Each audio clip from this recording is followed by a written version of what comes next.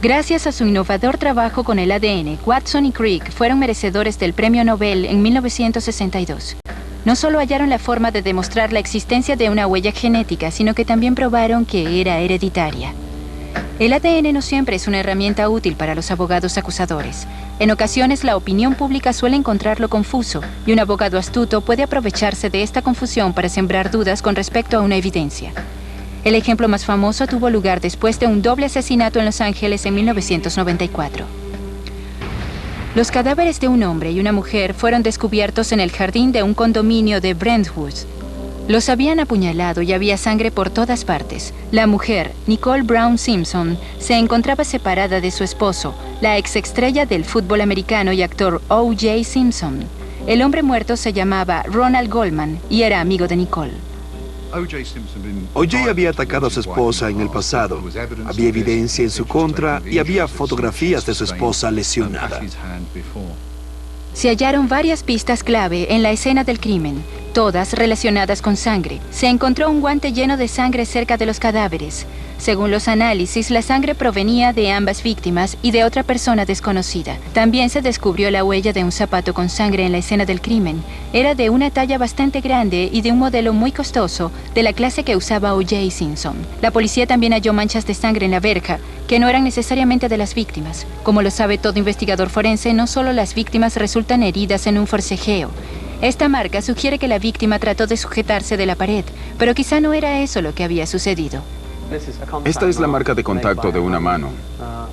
La observamos atentamente en busca de algún detalle en las huellas dactilares. Obviamente la analizaremos en busca de ADN y para establecer el tipo de sangre. Quizá el asesino resultó herido durante el ataque y allí quedó su sangre.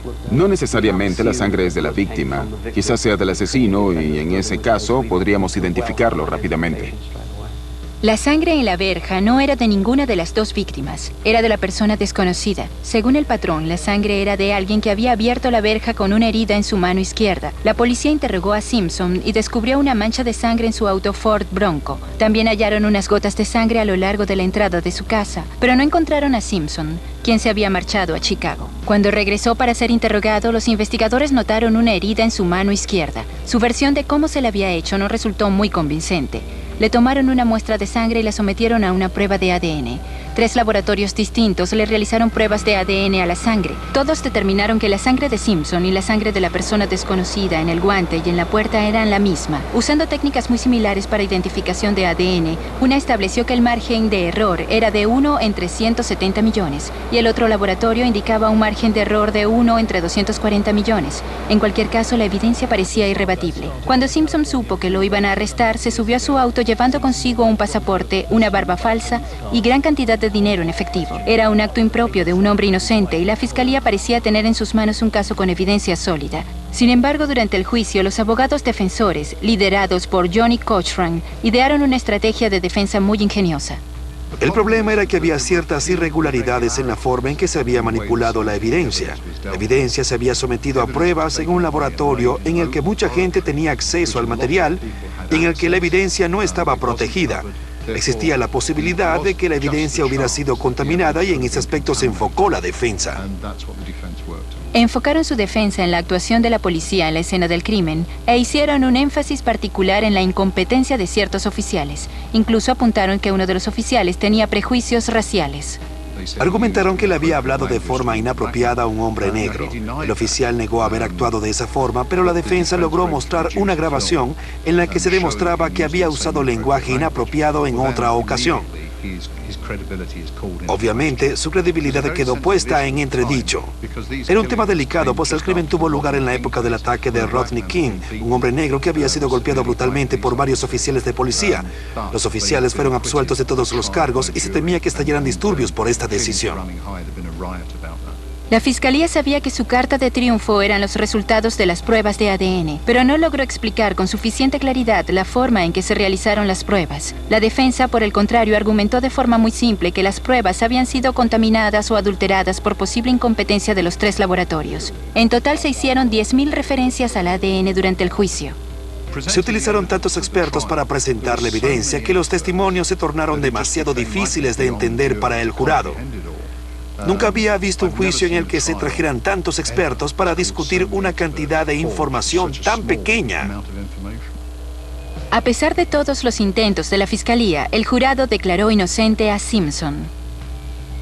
En el caso del pueblo del estado de California contra Orenthal James Simpson, nosotros, el jurado, declaramos al acusado inocente del cargo de asesinato de Nicole Brown Simpson en violación del apartado 187 del Código Penal. Pero el juicio de O.J. Simpson no le restó credibilidad a las pruebas de ADN y de su uso como evidencia. De cierto modo, permitió que la teleaudiencia estadounidense, una de las mayores del mundo, entrara en contacto con el tema del ADN. El ADN se había convertido en un tema de importancia. Desde ese juicio, hace más de 10 años, el ADN se ha establecido como la herramienta más poderosa de la ciencia forense. Las pruebas de ADN no solo son útiles en las investigaciones criminales, sino también para identificar víctimas cuando ocurre algún desastre natural como el tsunami. Pero para realizar las pruebas, se debe contar con algún elemento que permita la comparación para así poder obtener un perfil. Para ello se necesitan muestras, ya sea de parientes de esa persona u objetos personales. A partir de esa evidencia se puede realizar una prueba de ADN y comparar los resultados. En el ataque al World Trade Center, los intentos por realizar perfiles de ADN tuvieron un éxito limitado. Dadas las condiciones únicas del incendio a causa del combustible del avión, la presión de las toneladas de concreto y la humedad por el agua de las mangueras, resultó difícil realizar las pruebas convencionales de ADN. Y en muchos casos el resultado fue negativo. Se debió recurrir a un sistema llamado PSN, o polimorfismo simple nuclear, que se basa en el análisis del filamento de ADN desde la raíz y no como unidad repetida. Puesto que se analiza el ADN desde la raíz, el filamento examinado se conserva en mejor estado, es decir, es menos proclive a degradarse.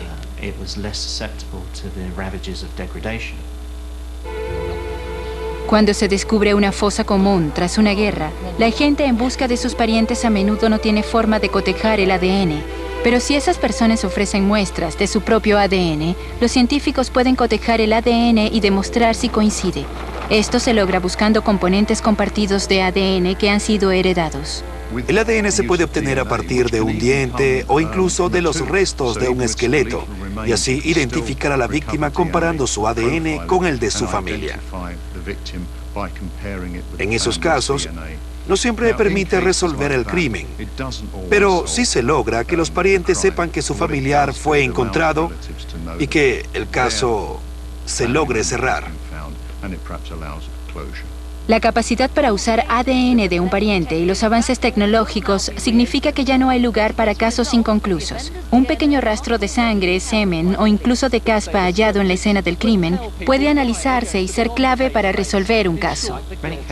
Muchos casos considerados inconclusos podrían ser resueltos.